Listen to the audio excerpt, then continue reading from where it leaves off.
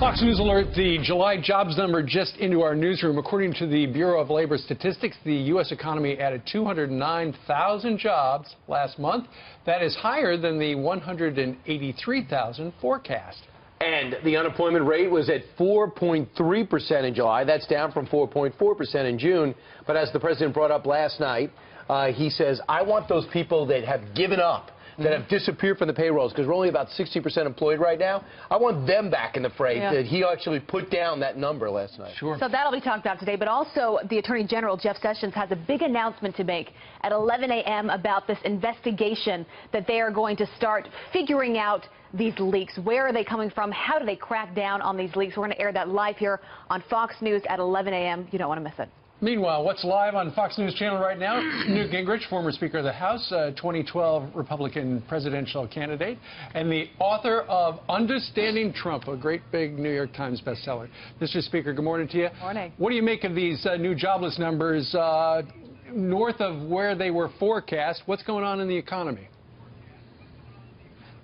Well, I do think there's a Trump recovery underway, and I think it's partly the deregulation effort, which has been amazingly successful so far, taking a lot of cost out of the system, a lot of uncertainty. Partly, I think it's just, to use John Maynard Keynes' line, it's animal spirits. People have an entrepreneur as president. They have a guy who loves jobs. He talks about jobs. It makes small business owners feel good. They're more likely to invest and to hire people. But it also makes it really important for the congressional Republicans to understand they have to pass a tax cut and have it signed by Thanksgiving to keep the momentum up. This economy is counting on a really big pro-jobs tax cut in order to keep growing, and that's part of what the stock market's all about right now. Yeah, so we were talking about the leaks and the Attorney General making that announcement today at 11 a.m., but we see these leaks happening almost every single day now. One of those was yesterday. You had the special counsel leaking out that there's an in-panel, this grand jury as part of this. What do you make of that? Do you think the White House should be concerned about this grand jury? Yeah, of course the White House should be concerned. First of all, anybody who has any doubts about corruption in the Justice Department ought to read Sidney Powell's book, Licensed to Lie, which is a tremendous study of both Senator Stevens being destroyed by the Justice Department and the whole Enron Arthur Anderson case, both of which were basically corrupt. I worry about the government having the kind of power. And notice what Mueller's doing. He's changing the targets. He was supposedly going to look into Russian collusion. The articles this morning say, gee, it looks like Russian collusion is going to be hard to prove, maybe because it didn't happen. Now they're going to go after finances. After finances, they're going to go after procedure. Karl Rove wrote recently he was almost indicted for failing to remember something. So you get into this game. You have as many lawyers as Mueller has attracted, and some of them are Democrats, as you know. Lawyers. They're virtually all Democrats, and they're virtually all headhunters. Several of them are actually mentioned in Sidney Powell's book as really bad actors who were repudiated 9-0 by the Supreme Court. I find this, and remember, go back and look at the IRS, go back and look at things the Obama administration did to destroy the control of the coal industry. When the government comes after you, no matter who you are, including the president, you have to be worried about the sheer power of the lawyers coming after you. So do you look at this grand jury as a threat to the president's presidency, stopping him in his tracks because of something that has nothing to do with Russia? Look, everything that's going on, the leaks, what we're learning now about unmasking, what we've just learned from Huma Abedin's emails about Hillary Clinton paying off people who gave to the Clinton Foundation, all of this stuff is the deep state. The deep state's real. It's a massive bureaucracy of people who believe in liberal big government, and they see Donald Trump as their mortal enemy.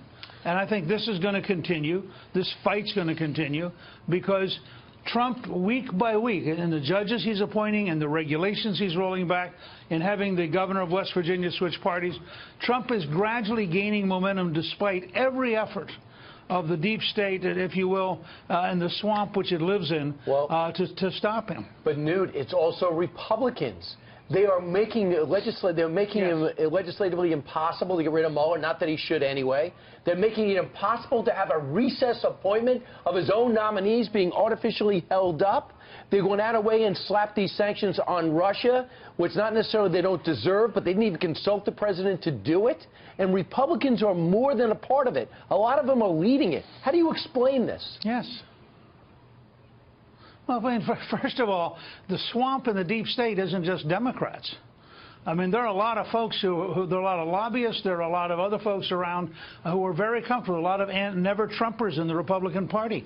I mean, Trump, look, President Trump, who I think is is a remarkable historic figure, and that's part of why I wrote Understanding Trump. But President Trump took over the Republican Party in a hostile takeover. He beat 16 other people. Mm-hmm. He then pivoted, and he won the presidency in a hostile takeover against the establishment.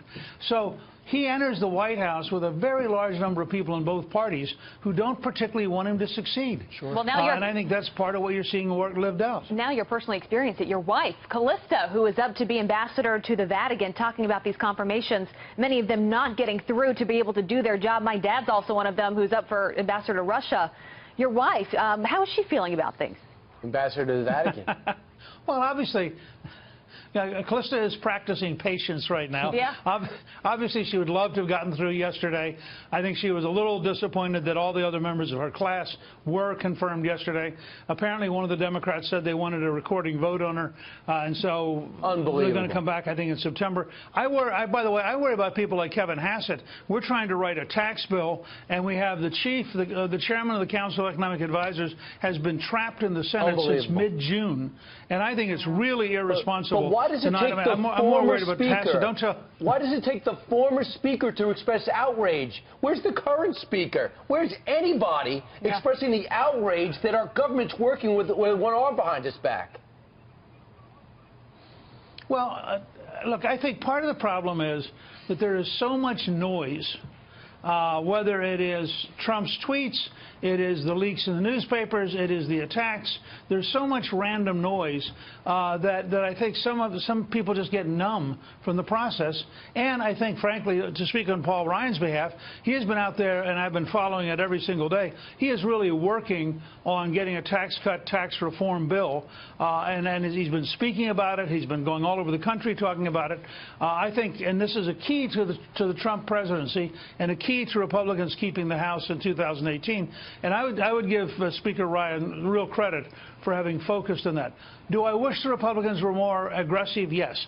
Do I wish they would take on, for example, all of these things we've learned from Huma Abedin this week from those emails and recognize we really should know every single penny that went to the Clinton Foundation? Sure. I mean, the Judiciary Committee in the House and Senate ought to be digging into this stuff.